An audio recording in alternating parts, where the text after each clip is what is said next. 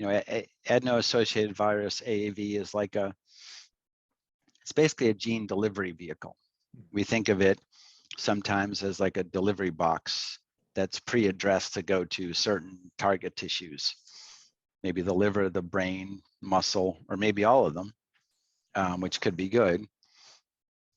And so to make a new therapy, it's just a matter of putting a different therapeutic gene in the delivery box. So if you're going to be adding new diseases, it kind of makes sense. You wouldn't have to go back and do everything from scratch if you're using the same delivery box and just swapping in the therapeutic gene.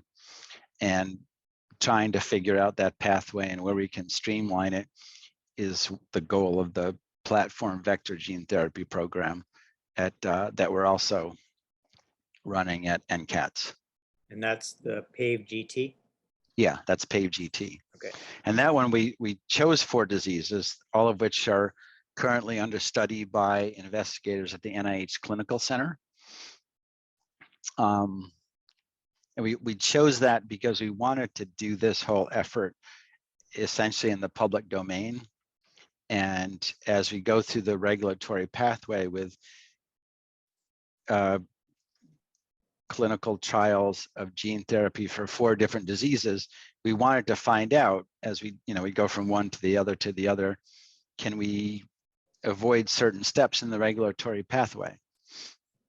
And to find that out, we have to ask the FDA, and they have to answer to you. And our idea was we're going to ask them, and they're going to answer, and we're going to put all that information into the public domain, which is essentially giving away our intellectual property, which most entities would not do, a for-profit company wouldn't do.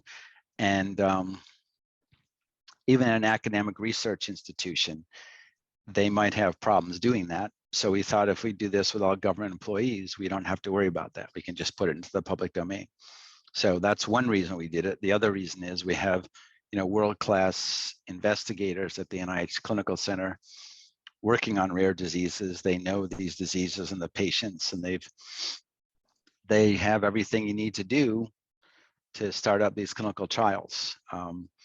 Animal models, outcome measures for the clinical trials, great experience with these diseases. That's one of the wonderful things about the NIH Clinical Center. So that's where we developed this program.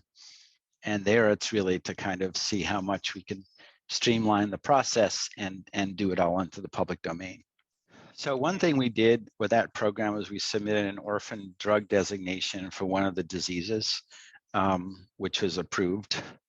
And that's called for PCCA deficiency, propionic acidemia, a metabolic disease. And the PI of that effort is Dr. Chuck Venditti from NHGRI, who's a world expert on this disease. So we got the orphan drug designation, and we're writing up a paper now on how we did that, which we plan to publish along with our orphan drug designation submission, so people can see how we did it. We've also had an interact meeting with the FDA to talk about the clinical trial design. And after we get the orphan drug designation paper published, we'll be writing another one on the interact meeting and putting into the public domain our interact package submission to the FDA and their responses back to us, so people can see what we asked and what the FDA answered. And it's a little different because we tend to think of clinical trials and the focus is all about how did the drug work. In this case, a big part of the program is how is the process working? How can we make the process of starting the clinical trial better? And how can we disseminate that information?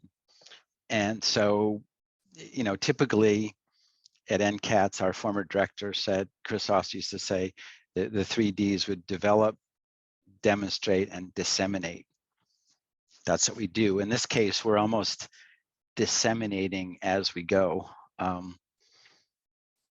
So that's the idea. So we're trying to disseminate the learnings and thereby hoping to streamline the process and also educate the community about what it's like and what you need to do to develop a gene therapy for a very rare disease. And that I do think is something that might be of interest to the clinicians in your audience, actually.